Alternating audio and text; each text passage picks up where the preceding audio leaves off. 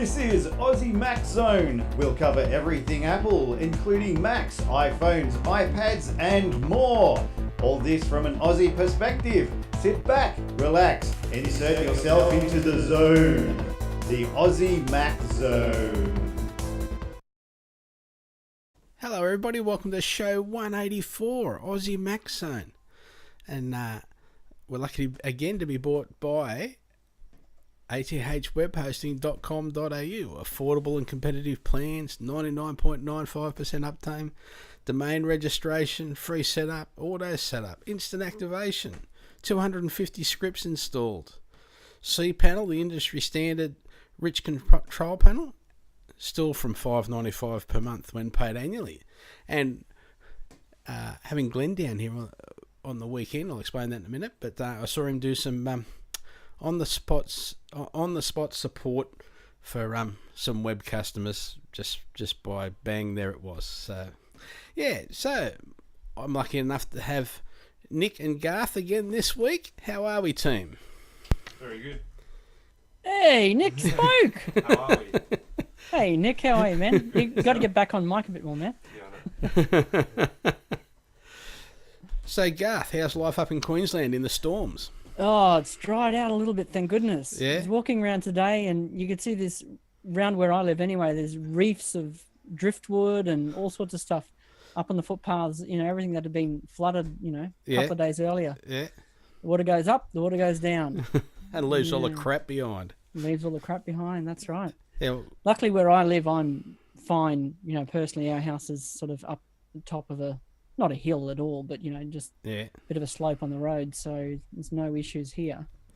But a lot of places got pretty, well, as you would have seen, got pretty drenched and cars went under and all sorts. Yeah, yeah. And even... Sent us all home early from work and, yeah. I know Glenn doesn't live, by comparison to here, too far away from you, but he hasn't got any internet. Tell us, I've got a whole heap of challenges going on. I think there'd be a lot of drowned things. Yeah, so... I don't know. In the 12, 13 years I've lived here, I don't think we've ever lost power or internet for that reason. Yeah. Well, other than not paying the bill, you mean? Hey, come on. I wasn't going to say that. And I don't... I was actually thinking, what I was really thinking was, can you really call me having internet? Yeah, that's right. Can you lose something you don't actually have? I think it's pretty much a figment of my imagination. That's internet, right. but, That's right. Yeah. That's really NBN people, NBN, fibre to the premises. That's all I can say. It's not going to happen. I'm getting fibre to the node when it eventually arrives, but yeah. One thing is, I'm So only what's a that? few hundred metres from the node. Fibre to the Gold Coast and fibre to Brisbane. Is that like the node that they're talking about? Yeah, no. I know the node is only a couple of hundred metres from my house. That Yeah. should be pretty sweet. Yeah, relative to this anyway. Yes. It will make a difference, I expect. But, yeah, so, firstly, happy birthday to Apple. April the 1st. It's not an April Fool's joke. Happy birthday to Apple. That's my first little chuck in there. And now also, the reason I had Glenn down here on the weekend, because the first Australian Podcast Awards were on. So I'd like to congratulate all the winners for that from Saturday night. And we had a good night out. And I will post the winners and the finalists during the week up on our site, just so everyone can get an idea of how it was worked out. Did Glenn go down for that? He went down for that. No, he came down to see me. That just happened to be on. Oh, that's fantastic. I didn't know he was doing that. Yeah, so that's what he was. He was even worried about he wasn't going to get away. He was on the 11:30 flight or something, and it didn't leave till 1:30, and because of the rain and the backlog from the because they didn't have. I don't think they had any flights the previous day, so they were just right into it. Yeah. So we'll start with the good news that the ACCC said the banks can't pick on Apple. So what do you got for me for that? They said... I don't think they actually said that, did they? It's probably... Not out loud. It's probably not a quote that I should use, that one. No, well, I think on Friday they gave the ACCC gave their ruling and said, no, on balance, we don't think it is a good thing for consumers that you guys use collective bargaining to go up against Apple on access to the NFC chip. So, and boycotting Apple Pay. Yeah. And so surely for us in the long run, that's got to be a good thing, right? Well, I would expect so.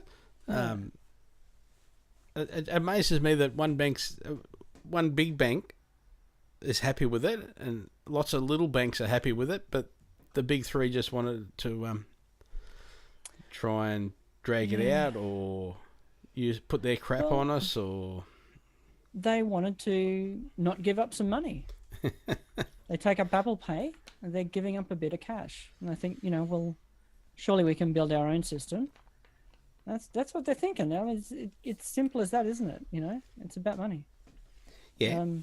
They let Apple in the middle, then Apple is in the middle taking another another little cut of the cash that goes to the cardholders. So. Oh, they just keep digging a hole for us to fall in, I suppose. But well, I don't know. I'm slightly, I must say, not on their side in the collective bargaining, but I would like to see Apple give a little as well. They have a fixed percentage of whatever it is. Let's say it's 0.5%. Mm-hmm. And in the US, that might be a 0.5 out of the 3% that the banks take. In Australia, it's 0.5 out of the 2% that the banks take. Yeah. So what the banks are used to getting is going down by significantly more here than it is in the US for them to take up Apple Pay. So, from the perspective that we already pay less for credit cards, for the broker, what do they call those fees? I can't think of it at the top of my head at the moment. But we pay less in terms of the percentage. It'd be nice to see Apple go, you know what? Okay, we'll keep it on the same ratio that it is in the US. Mm-hmm. Out of the profits you make, we'll only take 30% rather than 50% or whatever it is. Yeah. So that's the only point I would make in favor of what the banks are asking for. Access to the NFC chip, they can go get lost. I wouldn't trust them. No, but yeah. Yeah. So we'll see what happens next in this good fight. Well, hopefully we've got, like you said, you've got millions of little banks on board already. You've got ANZ and some other slightly more major banks on board. Yeah. Now it's just a matter of my bank getting on board, and then I'll be happy. All right. So my next story is there's been some tests that finds Apple's MacBook and MacBook Pro are the only laptops to match or beat advertised battery claims. The site used 3 different MacBook models, including the 13-inch 2016 Mac Pro, and found that while Apple claimed 10 hours on average, the real figure was 10 hours and 15 minutes, easily outranking computers by Asus, Acer, Dell, HP, Lenovo, Toshiba. A 13-inch MacBook Pro, in fact, lasted for 12 hours. The evaluation process involved running each laptop repeatedly in several different everyday tasks, such as watching movies, loading websites over Wi-Fi. And in some cases, there were major discrepancies between results and marketing. HP Pavilion's blah, blah, blah, for instance, is claimed to run for 9 hours, but in practice lasted just 4 hours and 25 minutes. Similarly, the Dell Inspiration managed just 3 hours and 58 minutes, despite nominally being capable of 7 hours. So I think that's very important for people to understand. Yeah, I know. Some of the discrepancies in those tests, obviously, yay, Apple. Yep. As usual, under promising and over delivering. Yes.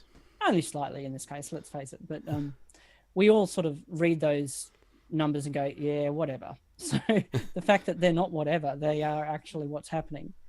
Compared to 3 hours, 4 hours, offer 9 or 10 hour promise. That's just ludicrous. So I hope the ACCC get onto that too. Yeah, exactly. Be nice to see, wouldn't it? Yes. Yeah, because that's important. Like, if I'm going in to buy a machine and I'm comparing and it says, oh, this one's 7 hours, this one's 10 hours, this one's half the price, but I don't get anywhere near 7 hours out of it. That's right. That's a big difference. You know? Yeah. But see, the thing is, we're so jaded. Your general consumer is so jaded that they wouldn't expect to get the number that it says. You know what I mean? Yeah, but it's a big difference, isn't it? Like half of what it's advertised. Oh, it's ridiculous. Yeah, You know. totally. But So, yes. But we've got some more story regarding the Turkish crime family hack. I can't help but laugh when I hear that name. So the Australian reports a 20-year-old man has been arrested in London in connection with a shadowy hacker group that was threatened to remotely wipe hundreds of millions of Apple's iPhones, Macs and iPads. I didn't think that's what they did. They threatened to wipe the data, but not the actual machines. I thought that was the plan all along. Yeah. Remote erase. You know how you can do the remote erase? Yeah. That'd be the easiest thing to do. But last Tuesday, the National Crime Agency arrested a man in North London in relation to suspected Computer Misuse Act and extortion offences. The agency declined to confirm that the arrest was related to the Turkish crime family. However, a spokesman for the hacker group sent the Sunday Times a picture of a search warrant and said the man was just a friend. The spokesman added, "He's not a member of our group. We just used his name on stuff and the National Cybercrime Unit fell for it." The hacker group said one of its members was arrested in Tel Aviv, Israel, and Apple attempted this weekend to downplay the breach but did advise its users to turn on two-factor verification, which adds an extra layer of security at sign-in. And we're actively monitoring to prevent unauthorised access to user accounts, said Apple. So, from our point of view at Aussie Mac Zone, please reset your passwords and enable two-factor authentication. Because what will the wife say if you lose all the photos, for example? So, yeah. I mean, like we said last week, it's a good time to remind ourselves to do that anyway, you know? yes. Yeah, so... And I'm just checking something while we're talking. No. So if I go into general and I go into about, I should be doing some fill here, shouldn't I? yeah, I'm just trying to remember where it was, but I'll find it in a minute. I'll remember. Yeah. Yeah, that one. I think everyone will have noticed under, I don't know, did we mention iOS 10.3's dropped for everybody now? That's what we're getting to, yes. Yeah. Oh, okay, that was one of the ones you added in. Okay, yeah, fair enough. Yeah. But, so, please reset your passwords, enable two-factor authentication. And then, speaking of losing all the photos, an iPhone user rang me yesterday asking, could I recover her data for her smashed iPhone? Her child had put it on the roof of the car, got in, and drove away. So, smashed screen. The phone was actually working, but they couldn't enter anything on the screen. So, when they actually plugged it into the computer, even at the Apple Store, it comes up and says, do you want to trust this computer? And they couldn't answer it. Yeah. So, they were stuck there. So, she took it to somewhere else. And what they did was effectively change the screen, then let it do a data recovery, and then take the screen back off again. Yep. And throw the phone away. Yeah. Basically, that's what happened. So she did manage to get it only because she could actually answer it. So Apple can't do that service. So please, everybody, little hack. Stop this You podcast. Keep talking. Yeah, stop this podcast, Okay. Connect your iDevice to your computer, and do an encrypted backup, making sure you remember the password when you're doing your encrypted backup. Also, Friday was World Backup Day, so catch up, everybody. It's a bit noisy. Sorry. That's all right. No, it's... Oh, my microphone's falling down, so I'm going down lower too. I don't know what's going on here. But I just wanted to try. Sorry to do this live. Yeah. Just wanted to try a little hack. See if it will work. Yeah. Apple closes. Well, you're getting. Are you ready? Yeah. No, keep going. I just got to test one thing. So also, WWDC 2017 registrations have closed, and Apple have notified the lottery winners. So following 5 days of submissions, Apple on Friday closed ticket lottery registrations for the 2017 Worldwide Developers Conference and started the process of sending out email confirmations to those selected to attend. So congrats to all those attending, especially the Aussies. Yay. I can bring someone with me, can't I? Yeah. All right. You want to come? Yeah, I'd love to. Let's go. Oh well, shame I can't. You're paying? Yeah. Yeah. Flights. Okay. You do flights, well. I'll do accommodation. Done. You like park benches, don't you? Yeah, pretty much. Oh well, I'm not even going to tell you what my attempted hack was because it didn't work. It didn't work? It didn't work. I'm sure I've made it work before, but it might have been on an iPad. Yeah. Use the camera kit to plug in a USB keyboard. Oh, yeah. Yeah. Because you can. Well, you used to be able to use a USB keyboard. You used to be able to, yes. Can you still? Can you still do it? I don't know. I'd have to think about that. Because I know I've done it previously at some point. Yeah. Plugged in yeah. So, what I was looking for, because two-factor authentication's a bit of noise there.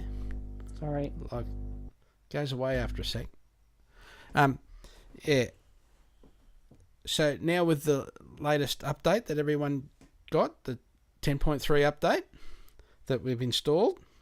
So if you go to settings, and then it's got your name at the top with your little logo or a picture of yourself or whatever you've got in there. If you click on there, it's now got basically all your account information, your iCloud, your iTunes, an app store, your family sharing, what devices have all got your where you're logged into, for example, because I've got 1, 2, 3 servers, my watch, my iPad, my phone, my iPad, because I've got more than one, my MacBook Pro, yeah, my phone. But yeah, you can go in there, set that up, but do your password and security and your two-factor authentication from there now. It makes it a little bit easier. It is. It's a nice collection of all your stuff there. Yeah. I mean, there's extra stuff in there that you couldn't easily get to before that you can now. Yeah. It's 10.3. So yeah. Top of your settings, you'll see all your iCloud preferences. And some people have said, but you're doubling up because it's the same as somewhere else. But we're in a transition period where people are used to going somewhere. We're just trying to make the Apple appear to be just trying to make it easier. But the doubled up because of the transition process, I think. Yeah. I'd say so. And it doesn't really matter, You've got a whole heap of other mail settings. Yeah. For example, why not go into mail to change if you're thinking about mail? But hey, why not have some of that same stuff available under account? Yeah, like it's all the account information basically. Yeah. And previously it was the same anyway. You had iCloud settings and you had mail, contacts and calendars, and you could get to some of the same stuff in both places. Yeah. So it's good. It's nice. It's a nice collection of everything there all together. And in following on from the Turkish hackers, that's where you can go in and turn on two-factor and change your password. Yeah. So it is recommended by Apple. It is recommended by us. It's recommended by our Aussie Tech Security podcast compatriot. So, yeah. So something else to do with the 10.3 iOS update is please connect it to power. It may not actually ask you to do it, but because it actually takes a while, because it's actually changing the file system on the phone at the same time, it does take a little bit longer to actually do the update. So please connect it to power. Yeah, or make sure you at least got lots of power before you attempt to do it. But I didn't think it took all that long. Well, it's hard to remember now. That's right. That's right. Another warning that I can give you is because it's now got Find My earbuds. So what it does is it actually plays a loud noise through the earbuds. Don't have them in your ear while you first test it. No. A few people have actually complained about that. That they've gone, so don't do it to yourself. Oh, Yeah. wow. Oh, who would have thought, eh? So yeah, please be careful. Yes. I have made use of that service. Found an AirPod in the bed. Yeah. Wrapped up in the clothes, in the bed clothes. You shouldn't have gone to sleep wearing them, should you? Well, that was the plan. I often do. I find Yes. bed and having a shower. I wear them in the shower quite a bit. Yeah. Fantastic for having a shower. As long as you're not washing your hair. Yes. I don't care if they get a little bit wet. I'm just trying to. There's another one which is we've now got a podcast widget, so you can just get to your podcasts easily and listen to your podcasts. If you're one of the 70-odd% of mobile podcast listeners who actually use the iOS podcast app. Another one is now that we can share a podcast from iMessage, and the receiver can actually listen to it in iMessage. They don't have to leave anything. They just so all our friends out there that would like to share it to their friends that would think they need a little bit of assistance. There you go. Please do that. That's one I didn't know. That's a nice little feature. Yeah. We've got theatre mode on our watches now, which is easy to turn on and off. But if you don't actually have to tap it or anything, you can actually turn the digital crown, and that'll actually increase the brightness to a point where you can see it. So you don't have to tap it or move your arm around, and you can just turn the crown and it'll take it to a brightness that you can see, and then wind it back and it's gone again. Okay. That's just another. I hadn't heard of that either. So when you feel a notification come in, you can just use the digital crown to bring up the screen brightness. Yeah, wind it up, have a quick look, and wind it back again. Sweet. Yeah. So there are a couple of little things that I've got from the updates. What about yourself? I think you pretty much covered all. I mean, the biggest thing in that update is something we really didn't notice, is it? The APFS. That's right. Yeah. Swapping out the whole file system underneath the phone is just incredible. How smoothly that has gone. Yeah. Really. Like in the old days, that would be plug it into iTunes, do a backup, make sure the backup was all right, then complete reinstall basically. Yeah.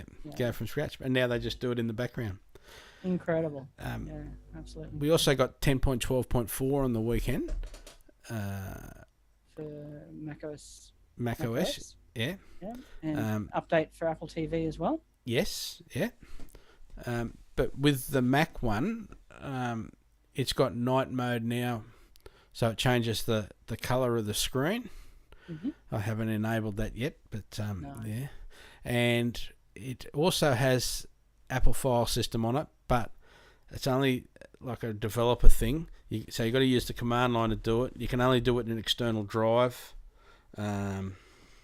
It won't let you do it on the boot drive yet because there's a whole heap of little challenges still being worked out for the real world as opposed to the lockdown world of iOS. So Exactly.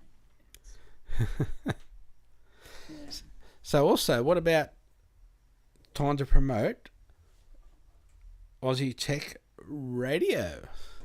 AussieTechRadio.com. You can go in and have a listen to all of the podcasts, keep up to date. As I said, remember Aussie Tech Security Podcast, the Aussie Tech Heads Podcasts, and don't forget that we're on Apple News now. That's us, ourselves, Apple News, Aussie Mac Zone. So you just go into the page, and you go up, and up the top is where you can favourite us. I'm just trying to get there myself right now. Sorry everyone, while I go, maybe because I'm already a favourite in there, it's just going to make it harder for me to get to. Yeah, favourites in there. sort by name, or I can, but I've put myself in, put Aussie Max Zone, not myself, Aussie Max Zone in there, and then away we go. And then you'll get a little notification when we post something. And I think we need the news app for OS 10 now as well. Yes. Come on, Apple, bring us news on OS 10. Yeah, because at the moment I've got to post, say, in Facebook and in Apple News, because if I post it in Apple News and people see it, they can't click on it on the Mac and it won't play. So I can't just put a direct link to Apple News there yet. That is one shame, Yeah. So here's a bit of a how-to. So I hope it's not too gruesome for everyone, but what to do before you die.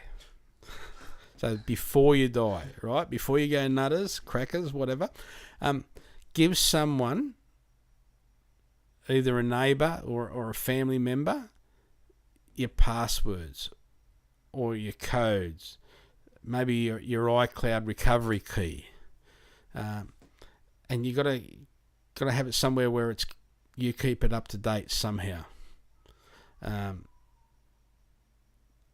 because it's Apple used to, if you had a really good excuse, they haven't done it in England, but there was law cases and things where, say, someone's son dies and you want to get information off their phone, like photos of them or selfies or whatever. There's information on the phone. Apple can't give it to you. Even you can say, it's my son, he's died, he got hit by a car, whatever. Apple still can't give it to you. Yeah. Whereas if you just, over dinner, over lunch, whatever, make sure someone knows how they can get into your phone or where your passwords are or something like that. And if you're using a password key, some of them cost money. Or, as I said, you can use notes now, and you can actually have a secure note so that you need a password to get into that as well. But, please just think about that. There's a few different services out there for this too, isn't there? And we should investigate some of them and see. Yeah. It's a good idea to be prepared for your, for the remnants of your digital life. Yeah, because there's a lot of things that we don't own and we can't get anymore either. So, so sorry to be a bit morbid there, but it's just a preparation thing to make it easier for everyone. Yep. You've still got to put up with me for ages, but yeah, just... Well, we'll see. So also, there is a setting now on iOS which is called Wi-Fi Assist. So if you go into Settings, Mobile, and right at the bottom is Wi-Fi Assist. And in there you can turn it off or turn it back on. And while you're actually in the mobile settings, why not turn off all the apps that you don't want to use any of your data? Like, you can have it so they're set to Wi-Fi or set to use data.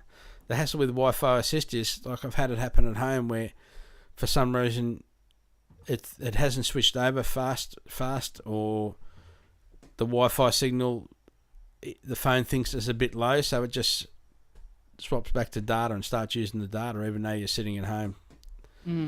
So yeah, just be aware of that. I have noticed it on a few times where we've lost data, where someone might have unplugged the router or whatever, Yeah.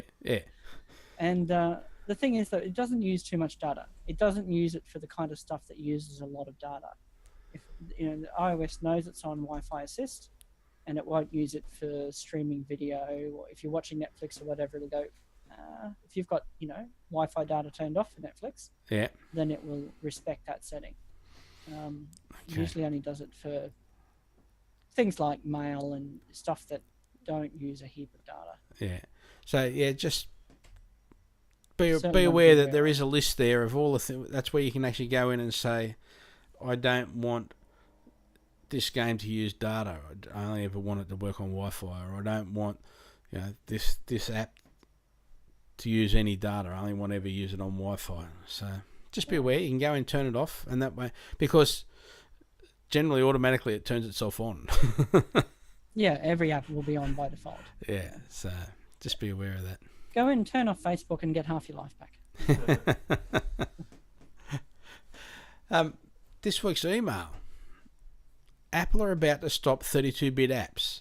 So you may use, or you may very, very occasionally use an app where previously it came up and said, this app will slow your phone down. Try and get in touch with the developer or whatever. I think it now says that this app won't no longer work on the next version of iOS. On future releases. Yes. Yeah. That doesn't mean it might be 10.3.1 that it won't work on, or it might be 10.4 it won't work on, or it might be iOS 11 it won't work 11. on. Yeah. I'm thinking 11 to be honest. So if you want to see how important that is to you personally, so you might want to go in and either contact the developer or find another app that does the same sort of thing but is up to date. It's how do I know which apps are 32-bit? So to see if any of the apps on your iPhone or iPad or iPod Touch are 32-bit without a 64-bit update available, tap Settings, tap General, select About, and tap Applications, and that actually gives you a list. In my case, I think I've got 19 or something. But yeah, and some of them are really good games, like that I've had for ages. Yep. But obviously, you'll have to keep an iOS device sitting on 9.10 on 10.2, yeah, 10.3 or whatever it is, forevermore. It's just one of those annoying little bits, isn't it? Yeah. Progress. So I've got nothing else, my friend. I think you've got enough. Yeah. So thank you very much, Garth. Thank you, Michael. And good job as usual. Thank you, Nick. Thanks for Nick. Switching around. Excellent. And lastly, our thoughts are with all those struggling after storms in Queensland and in New South Wales. Northern New South Wales copped it a fair bit too, didn't they? So, yes. So, all right, mate. Thank you, right. And everybody, thank you. Good night.